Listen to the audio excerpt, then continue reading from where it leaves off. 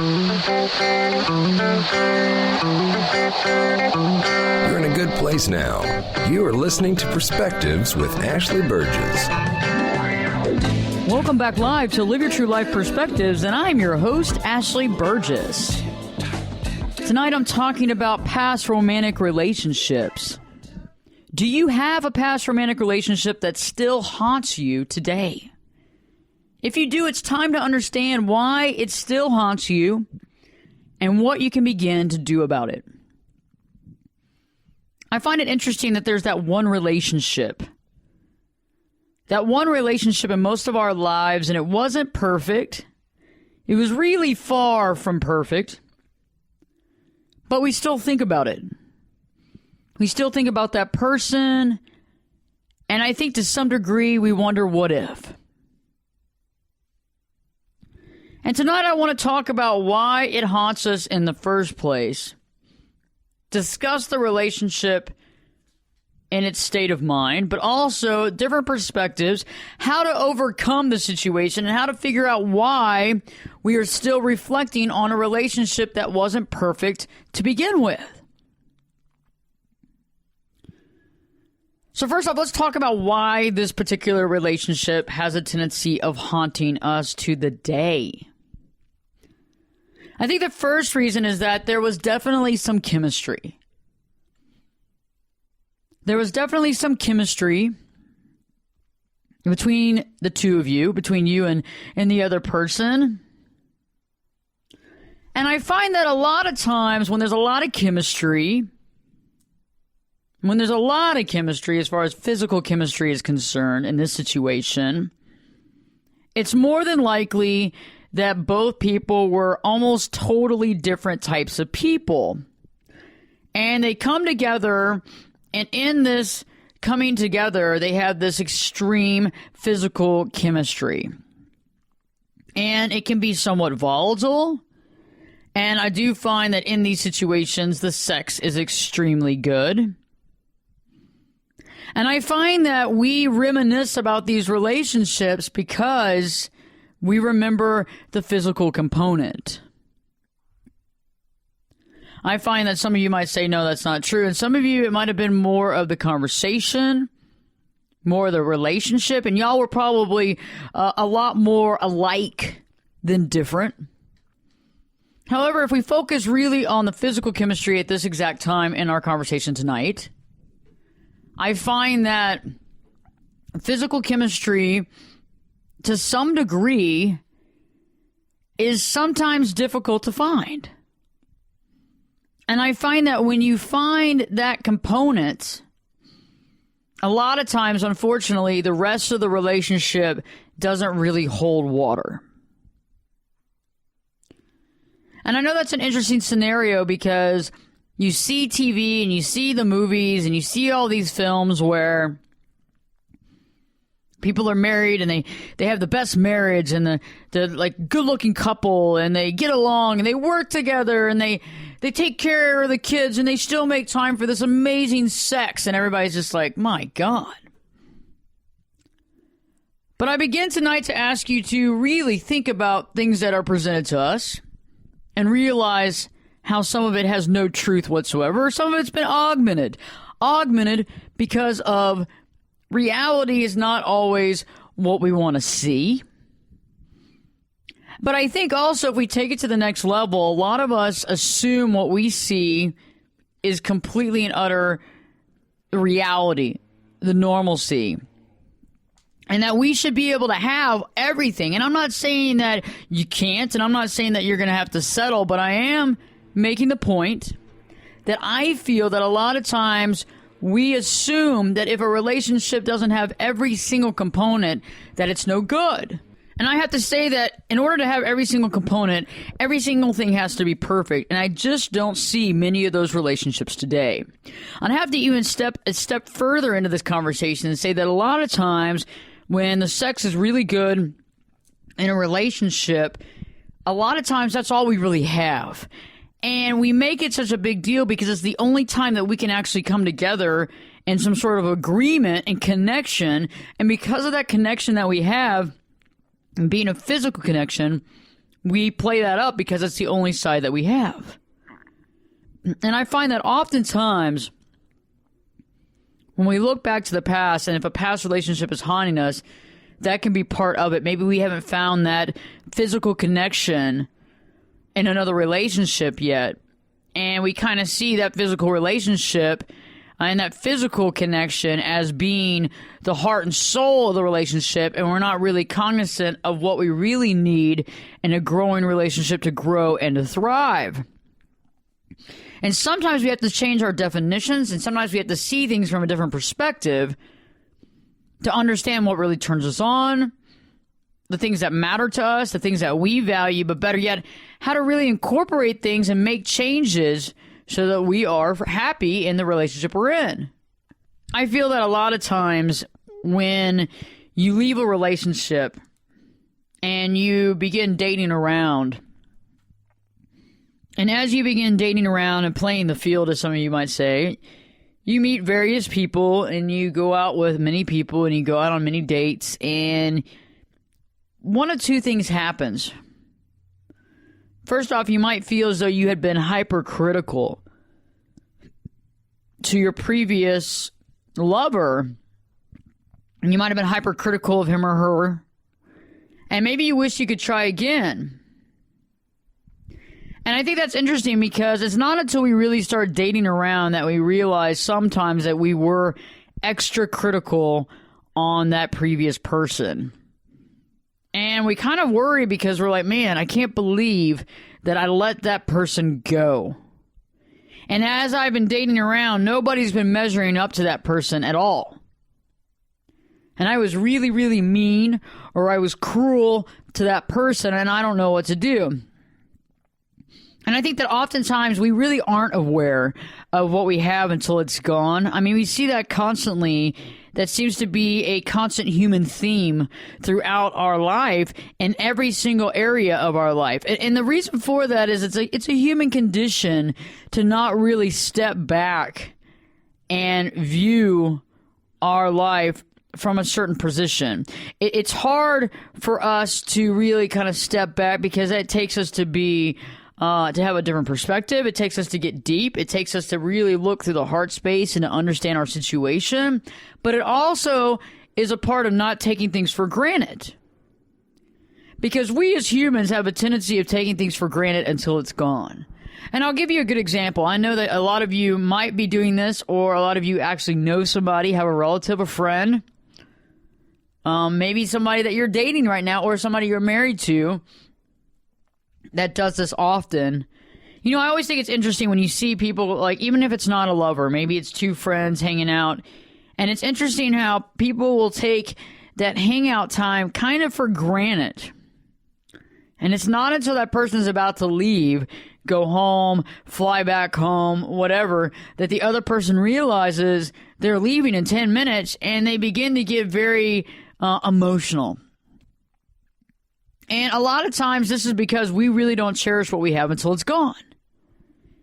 And the only way we can really begin to do that is to begin by cherishing ourselves before we're gone, but understanding when we kind of go into autopilot. And a lot of times we live our life in this autopilot thing. Like somebody could come over to your house and you barely even realize they're there. By the time it's time to go, y'all haven't really conversated about anything. And then you're like, man, I can't believe I haven't seen her in so long. I feel like we could have really caught up, but you were too busy doing X, Y, Z. And I think that happens in relationships too. Past romantic relationships, is we look back and we realize that maybe, just maybe, we took that other person for granted. But on top of that, we didn't just take them for granted. We were also hypercritical of the things that they did that we didn't like that much. Hypercritical of the things that they did that we did not like that much. And from then on out, we start to wonder, and especially as we begin to date other people, we kind of have like this two-sided argument. One is either we are hypercritical, or because we don't seem to be able to find anybody that we truly desire, we're willing to settle because of security, because of needs, because some of us just don't want to be single anymore. So it's like you have to sit there and look at that past relationship and say, is it because do I get haunted by that past relationship because I was hypercritical of that person and I feel bad about my actions or my attitude or my emotional kind of beatdown of that person? Or on the other side, is it because of your desire for security, maybe some needs being met, or maybe for some of you out there, you just don't want to be single anymore? And I understand that. I see that often in my practice where people just don't want to deal with it anymore. They just don't want to date anymore. They don't want to be single anymore. And they start fixating on a past relationship and wondering, can that relationship work? Should I try it again? Can I reach out to them and just see if we can meet up? I mean, all these questions start going through your mind. But in the beginning, we have to look at it from a perspective that we have to separate everything. You've got to separate all the past and all the things and all your emotions and all your needs. You got to separate all that from that person and see them as one person, one individual, and decide then if it's time to try and reconnect. Stay tuned. We return. We're talking about, divorces, about mistakes being made, but also, is there really a time to reach back out to your ex and see if you can rekindle the fire? Stay tuned, because Live Your True Life Perspectives will be back this time. It'll be back this time in 2 shakes.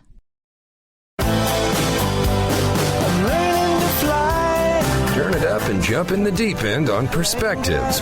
Now, here's Ashley. Welcome back live to Live Your True Life Perspectives, and I am your host, Ashley Burgess. Tonight we're talking about past romantic relationships. And what about that one past relationship that still haunts you today? What about that one romantic relationship that still haunts you today? It's time right now tonight to understand why it still haunts you and what you can begin to do about it. Because I know a lot of you out there are like, I don't know why it still haunts me. It wasn't a perfect relationship. We fought a lot. We didn't know if I didn't really have that much in common. We were totally different people. I mean, and some of you might argue that and say, no, actually, we did have a lot in common, but there were certain things that just didn't work. Maybe for some of us, the sex was really great, but the communication wasn't there. Maybe for some of us, the communication was really great, but the sex wasn't there. Something was missing. Also, as we grow older, as we get wiser, we begin to realize things that we maybe should have done differently. We begin to realize things we maybe should have done differently. And what I mean by that is sometimes we might have been very hard on, very difficult on, very hypercritical on that other person. And I think for some of us, we wish we could try it again. After you go out into the dating pool and you begin to date, you start to realize a lot of times what you did. But better yet, you kind of start realizing maybe how hard you were on that other person because you thought there's got to be better. There's got to be better. This can't just be all there is. There's got to be somebody that's way better than this. And it's interesting because we often aren't aware of what we have until it's gone. And I know that's, we hear that all the time, but it's true. We have like this human condition that we have to basically run from. We've got to see why we do it, why we take things for granted, peel back that layer, get out of that taking for granted kind of flowing and cycle concept and move on with our life. And until we do that, we're not going to be able to realize what we have until it's gone. We might look back at some of these relationships with, hopefulness that maybe it might come back around. But we also get worried that we might not ever meet somebody. We worry that we might have had the best relationship of our life and we ruined it, or we let it fall out of our fingertips. And I think that that's interesting because a lot of us are dealing with this exact situation right now. And some of you have been dealing with this for years because you worry, did you let the best relationship of your life just literally go away? And I think that we have to look at things from different sides because sometimes we look toward the past relationships for two reasons. One, because we feel bad about the way that we treated the other person. We feel bad for our actions, and we feel responsible. All we want to do is apologize or talk it out or explain the situation or say, hey, I was really young then. Maybe I didn't really get what was all going on, but hey, I apologize for my actions. Or on the flip side, sometimes we look back at those old relationships with great nostalgia because we're either willing to settle, or a lot of times it's because of security. It's because of our needs. And some of us just don't want to be single anymore. Some of us would much rather be able to go home and have somebody at the house that's going to cook dinner, that's going to be there for them. And that's what matters the most. And so I think sometimes we look at it, and in the beginning, we were going for the whole package. Every single thing had to be checked off. Career, education, looks, sex, communication, conversation. And I think we have to sit back and look at what the reality of the situation truly is. Okay? And some of us are unable to, because we do watch a lot of TV, we watch a lot of movies that keeps it basically telling us over and over again that we can have absolutely everything. And I just don't think, honestly, that you can ever have everything. I think that in some relationships, the sex might be really, really good because you aren't able to communicate. And so you put a lot into the sex because that's the only time you really have where you are connected. I think there's some relationships where the communication and the conversation and the depth is so there that you got to begin to work on the physical component to get to work that in. But it's never going to be as fireworky, as explosive as the relationship where you had the best sex, but you couldn't even talk to each other. You see what I'm saying? I know it's hard to think about, but I do agree that something usually is going to fall by the wayside, or something's not going to be at that level. And you can't compare the best sex to the current relationship. You can't compare the best conversation to the current relationship because something's got to give.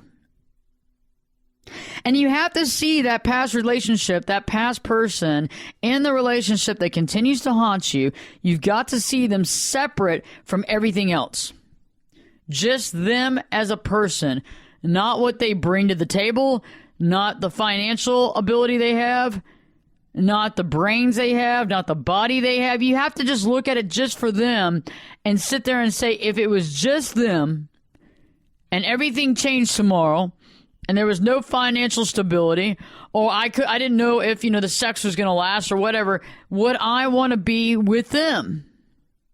And I think we have to look at it this way, because otherwise we end up coloring our perspective with past thoughts, with being fearful of if we'll ever find someone, and wonder what's going to happen next. And I see this happen a lot when couples get divorced because they aren't happy in the relationship. I have couples that come in and they get divorced and they're not happy. They've been married for 10, 12 years, maybe less, maybe more. And in the beginning, they begin to date around and they feel like they have some sort of freedom. They're like, man, I have been looking for this for a long time. I mean, some of you got married at a very early age and weren't able to go out and date and do anything. So you always kind of wondered if you missed out on something. And that's human nature, too, to wonder, am I missing out on something right now? And it's interesting how 1/3 of my clients, at least about 1/3, after about a year or 2 years of being divorced, they begin to wonder if they made the biggest mistake of their life. And the reason why they begin to wonder this is that, they thought for a long time that the problems in their relationships were so big that it couldn't be repaired. They felt as though there's got to be a better relationship out there that's more compatible with me. They also believe, because of TV and movies and everybody wanting this romantic, amazing romantic situation where you got everything, the whole package, you begin to wonder if the grass is definitely greener on the other side. And it's interesting because usually the grass is not greener. Basically, it's never greener. And I think for some of you out there that have looked around, in the beginning, the presentation of a new person seems like they have everything going. But once you start pulling back the layers and getting to know who they truly are, you start to wonder if you've made a mistake because you realized that what you did have wasn't that bad. Maybe not only not bad, it was really worth holding on to. And now you find yourself in a situation. And so let's talk about that, because you didn't have to be married to this person and divorced and years later figure out that you might want to get back with that person. In reality, you could have been dating them for several years. You broke up. You went around and started dating, and you haven't met anybody better. So what do? Because I know a lot of you are scared or fearful or unknowing of what to do next. And I ask you to begin to follow through with certain things, because I believe that what I'm going to tell you right now can change your life. If I was in your shoes right now, and I realized that maybe the best thing in my life I was hypercritical about, or I threw away, and now I want it back, or at least I want to know what I lost, and I want to kind of, look at it from a different perspective, I would begin by seeing where they are right now. Determine where they are right now. Because first off, even if you love somebody and you're wondering maybe you made the biggest mistake of your life, if they're already married or they're in a relationship and they're happy, you've got to move on. You've got to move on. But if that's not the case, you need to know where they stand and what you can do. You owe it to yourself. Life is this lifetime that we have. And if you think that your best happiness was with this person, you owe it to yourself to find out where they are mentally, emotionally, physically right now. And, it's very important. If you left the relationship in a very bad way, you're going to have to sit there and figure out how to architect a way in, how to figure out how to come back in. And that might not work. But for most of us who kind of moved on our own way, and we did it in such a way that it wasn't mean, it was the right thing to do at the time, or at least it's acceptable, it's time to see where that other person is. When we return, I'll be talking more about what you can do right now if you feel like that relationship that's haunting you is the best relationship you can ever have. As well as later on, we're going to discuss what happens if they've already moved on. What you can do right now to change your life. Stay tuned, because Live Your True Life Perspectives with your host, me, Ashley Burgess. We'll be back this time in 2 shakes.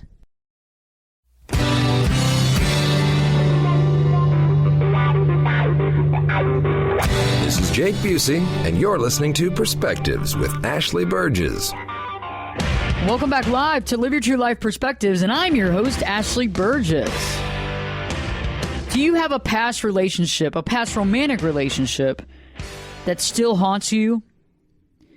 If you do, it's time to understand why it haunts you and what you can do about it tonight.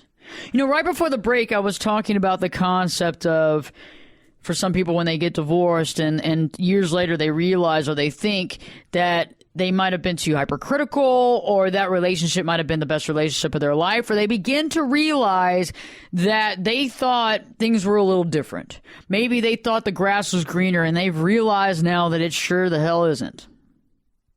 And I think it happens for a lot of us, especially when we get into relationships at an early age, get married at an early age, get into a relationship at an early age. We assume that there's got to be better out there. This can't be the best. And so when you get into a situation and you feel as though you've made a mistake, a genuine mistake, it's time for you to begin to try to find out what your options are. And I think this is critical in life, and I think this is critical when it deals with almost anything. Almost anything this can fit into. And so think about it. The first thing you want to do is see where that other person is in their life.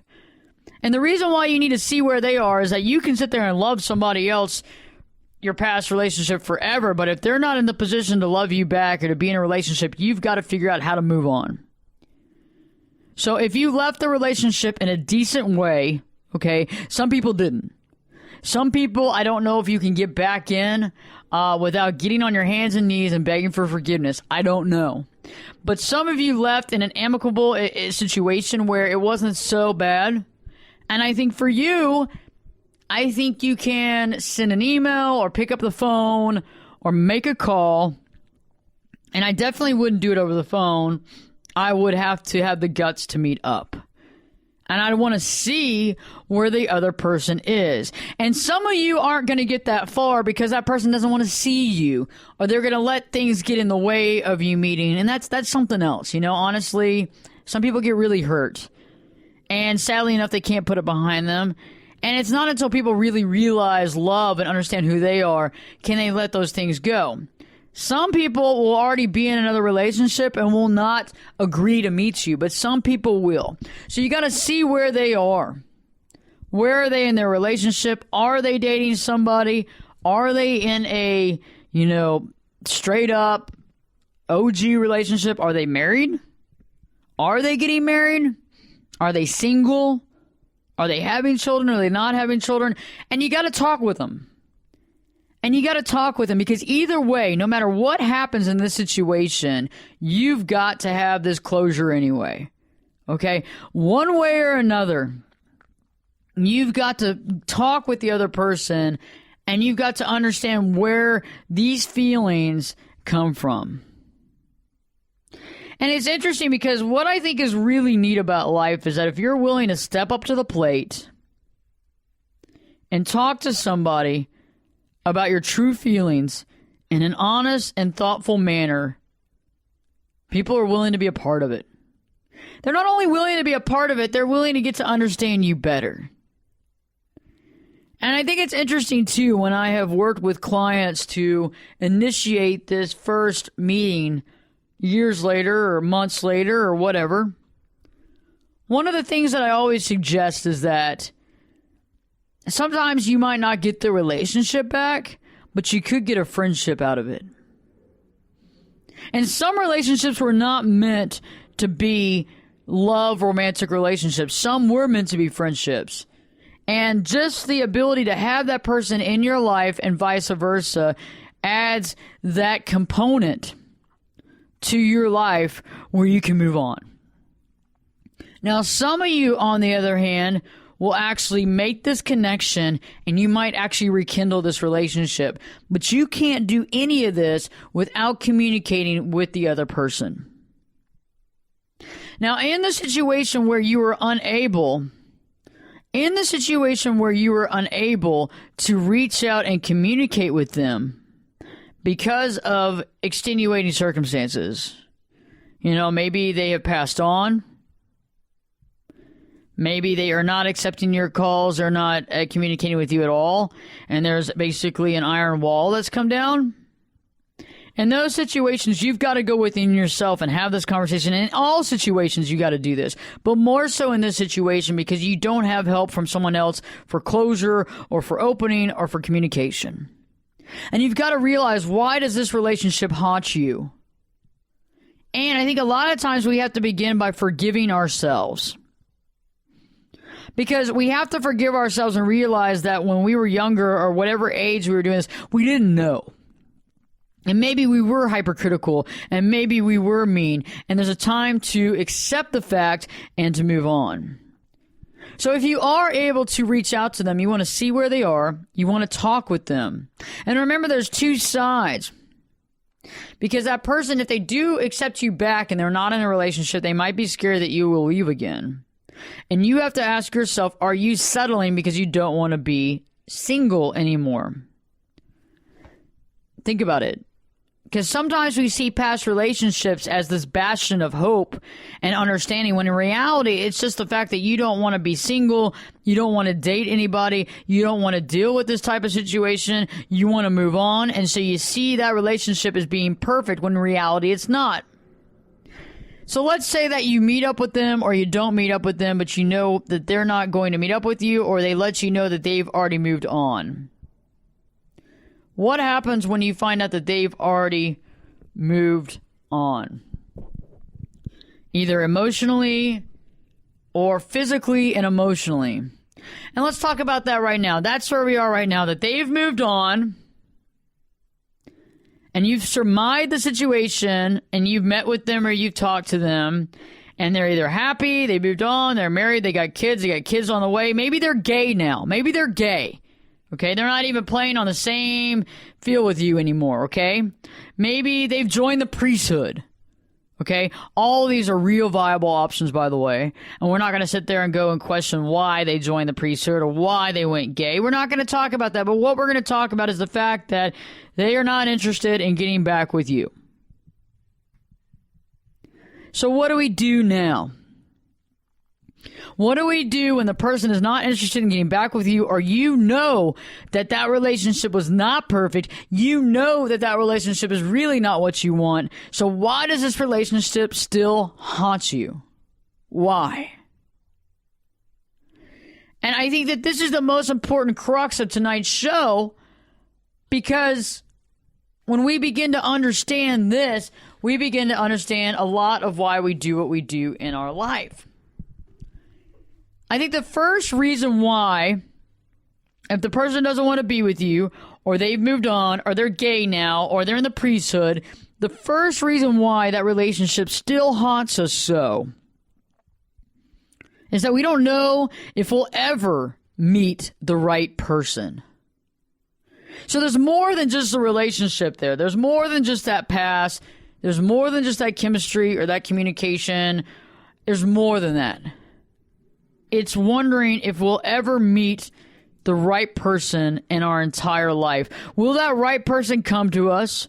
Will we meet them? Will it come full circle? Will all this come to pass? Or will we be lonely and unsuccessful in our relationships for the rest of our life? We get worried that we might have screwed up the best thing we'll ever have. And I know that a lot of you out there feel this way because you wonder, have I screwed up the best thing I'll ever have? Was that my soulmate? Was that what I was supposed to take and I threw it away and I took it for granted and I was hypercritical?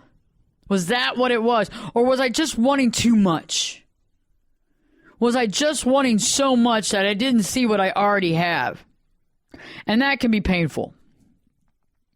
However, I think that a lot of this, especially if you cannot get back with that person and they have moved on and there is no way of getting back with them and they do not feel the same way, you've got to analyze that part of this haunting is that you think that you'll never meet the right person and you're worried that you screwed up the best thing in your life. And I think that a lot of times too, we're worried and we wonder if we'll ever meet someone that makes us feel that way again. We're worried that if we'll ever meet that person that makes our heart skip a beat. We wonder if we'll ever be in love like that again. And I think it's interesting because I think the reasons why we kind of go through this process and the haunting of a past relationship and the pain that we struggle through when it comes to this is that for some of us, and for most of us, it's easier to live in the past. It's easier to live in the past, to see the past, and live through that past, than pushing through our pain and identifying from where it comes. Because I think it's easier for us to blame things that we've done in our past and directly relate that to the problems in our current life instead of identifying with what's really truly going on. Check out AshleyBurgess.com, Ashley, BERGES.com. Also listen to Live Your True Life Perspectives on iTunes podcasting. iTunes podcast has an awesome way of being able to listen at any time, anywhere, in your car, on your phone. Also, check me out on Spreaker. Live Your True Life Perspectives on Spreaker. And we're coming to other options as well. Stay tuned. Check out AshleyBurgessNetwork.com and stay tuned because Live Your True Life Perspectives with me, Ashley Burgess. We'll be back this time in 2 shakes. You could be my luck. Get in here. You're listening to Perspectives with Ashley Burgess. Safe and sound. Welcome back live to Live Your True Life Perspectives, and I'm your host, Ashley Burgess. Tonight we've been talking about that relationship, that past romantic relationship that haunts you till today. The one that you wonder if you missed the best thing in your life, that you might have thrown away the best thing that you could have had in your life. And right before the break, I was talking about what happens if you reach out to the other person and you find out that they've moved on, they're not interested in getting back with you. Maybe they're married, maybe they're gay, maybe they're in a priesthood, maybe whatever. But you realize that you can't get it back. So now you know you got to move forward. And I think a lot of times we're worried about if we'll ever meet the right person. We're worried if we screwed up the best thing in our life. We wonder if we'll ever meet somebody that makes us feel that way again, that has our heart beating, that skips a beat. And I think a lot of times it's easier for us to live in the past than pushing through our pain and identifying from where the pain comes. Because I presuppose the fact that the relationship with that person was good. But I do not think that we only have but one soulmate. I believe that we can find love with very, very many people. I believe that we can find love and compassion with everybody. I mean, I don't think you're supposed to go around having sex with everybody, you know what I mean? I mean, some people would have to disagree with me on that, but I think that you can have love with everybody, and I think that you can find romantic relationships with various people. And I think that when we do things that we wish we hadn't done in our previous relationships, we're able to capitalize on that and learn from it and move on and stop taking things for granted. But I think that we live in the past a lot of times because the pain is really not the pain of losing out on that relationship. It's the pain of not understanding ourselves. Because I think it begins with making peace with ourselves. You're making peace with that other person, but making peace with yourself. And I think that if you were done wrong by the other person, it's nice for somebody to apologize. It's nice for somebody to reach out. If you did them wrong, it's nice to apologize, and it's nice to reach out and to explain maybe what you've learned and maybe how you feel. But remember, on both sides of this equation, you might not be able to communicate with that person, and so you have to deal personally and make peace with yourself. And in order to make peace and to forgive yourself, you've got to ask forgiveness of yourself and move on. And you've got to realize why you did what you did, the reasons for making those choices, but you also got to let it go and let peace. And I think it's interesting because I think we've all been on both sides of that equation. We've all been done wrong by somebody else, and we've all done someone else wrong in romantic relationships. And you've got to forgive yourself and you got to forgive them. And a lot of times we have to just realize the fact that as we grow and we realize more of how to live through the heart space instead of just our minds, we're able to unconditionally love, we're able to forgive, and we're able to understand that everybody grows and moves forward. And some people might not. Some of you might be out there saying, well, my ex never grew up. They never took this in consideration. They always took me for granted. And that's fine. You don't have to be with them. But you've got to get over the past pain to move on with your relationship. And even if you're somebody listening to this show who is in a marriage, who is happy, but has a person in your past that you still have feelings for, and you're married and you're happy, but you still have a past relationship that you can think about, and you still have feelings for that person. Why do you still have feelings for them? Because I think you can have feelings for multiple people, and I don't think that's a bad thing. I think a lot of times we as humans, and this is a major caveat to think about, we as humans feel as though we can only love one person at a time, and I just don't agree with that. Now, I'm not saying that you can go have sex willy-nilly when you're married and having sex around. I don't think that's necessarily right. But I do think that we can love many people in our lifetime. And I think we can love people throughout our lifetimes, no matter if we're in a relationship with them or not. And I think to sit there and say, ooh, I feel bad about that. Why do you feel bad about that? You spent years with that person, months with that person. You should have feelings for that person. That's normal. Sometimes we have to look within ourselves, though, and find what is it that we love about that person, or what is it that we're missing in our current relationship that that person offered. Because I think a lot of times we go to the past and past relationships because we're missing something in our current relationship or our current life. And we have to remember one important thing is that we create our own life. We create our own life. And if we believe we're never going to meet another good person in our life, we will not meet another good person. If we think that our love boat has sailed, then it has. When we think that our life is only going to go downhill, that's where it's going. We mentally and physically and emotionally, through thought and belief, create our life. What we believe turns into our reality. If we believe that the best relationship we had in our entire life was 5 years ago, then it was. And we can be waiting around to see if something might work out. Maybe we can get them back. But as of tonight, if you follow this perspective and understand this direction and you reach out to them, if they want to try it again, great. Try it again. See if it works. If they're already moved on, it's time for you to forgive yourself, to forgive the situation, and to begin to move on in your own life.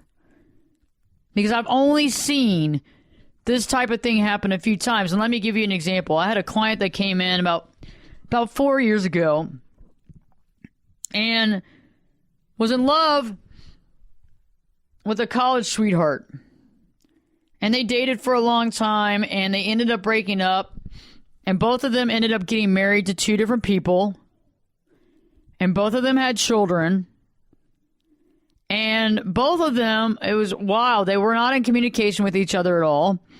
Both of them ended up getting a divorce within about the same year and a half. And one day, my client was on Facebook and found her college sweetheart. And she reached out to him, and he responded, and they ended up meeting up. And yes, they recently got married, and they're totally in love. And this can happen, but the percentage of it happening is low. And the thing is that timing might be helpful, but we don't want to ever pray that something bad happens to someone else's relationship so we can get them back. Because you don't even know what kind of baggage they're going to show back up with. Might be a totally different person than the person that you think you're in love with. But it can happen. But a lot of times, what we create, well, no, not a lot of times, every time, what we think in our life, what we believe, what we put emotion behind, usually becomes our reality. And I know some of you might say, well, you know what? I don't know if I'm ever going to get married. I'm already 45. I'm already 50. Maybe some of you have been divorced. Maybe you haven't. And you're thinking, oh my gosh. I mean, some of you might be in your late 30s. And I know how women get in their late 20s. Am I ever going to get married? But, you know, it's amazing how things do happen. And I have seen so many people get married at 75 plus. There is definitely hope for you. I have seen and I have been to weddings of people that got married at the ages of 75 who are totally in love and totally happy in their marriage. It can happen, and it does happen if you believe that it can happen. If you believe things can happen, they will. So in order to live your true life, hashtag LYTL, you want to begin to learn who you are and what makes you, you. Learn who you are and understand who you are. Begin to look at yourself and realize how honest you are with yourself. Begin to get real honest with yourself, because you know what? Nothing else matters. Nothing else matters. The more honest you are with yourself, the more you understand where things are coming from, the more you understand where pain resonates, and the more you begin to realize why you're haunted by a past relationship. The next thing that you want to do in order to live your true life is begin to see and honestly recognize how real your idea of love truly is. How real your idea of love truly is. What is it that you need? What is it that you want? Because I think sometimes we put all kinds of value argumentation on it. We want to have this. We want to have that. We've got to have this. If we don't have that, then this is done. We can't have that. And I think we have to really understand what our idea of love is and what is feasible. Just as important as all that is to realize exactly what you want, what you're looking for, what's feasible, what might not be feasible. And if you have your head in the clouds right now and you're looking for the best case scenario, a lot of times we do that because we're scared of actually settling down. And I ask you to begin to look at those things, because sometimes we think about our past relationship as being perfect because we're scared to settle down, we're scared of meeting somebody, and we haven't done a lot of personal work within ourselves. And it's easy to sit there and say we missed out on the best relationship of our life and just continue to live. But I ask you to begin tonight to see why you feel that way. Because I think when you start peeling back the layers, you'll realize that when we're haunted by that relationship, it actually might be a security blanket for you not to put yourself out there, for you to stay in a certain spot because you want to be safe. And I think once you realize that, you might realize that some of this hauntedness might actually be a part of you that you have to figure out, that you need to see who you truly are. Otherwise, if you've reached out to that other person and they're willing to see you, that's amazing. And even if it's just a friendship or a united closure, it's way better than nothing. But I think we have to look at our lives and realize what matters to us. And once we find our own personal self-love, we begin to understand why we choose what we choose. And I think we begin to also realistically have an idea of what we're looking for. Stay tuned. Got great shows for you coming up next. Check me out on Spreaker, on iTunes, in California, on Radio Monterey, all over the country. Check me out on Ashley Burgess Network as well. And check out the website, ashleyburgess.com, and tweet me at Ashley Burgess, hashtag LYTL, and let me know of how you feel about this show. Stay tuned, because we'll live your true life perspectives with me, Ashley Burgess. We'll be back this time, you got it, in 3 shakes.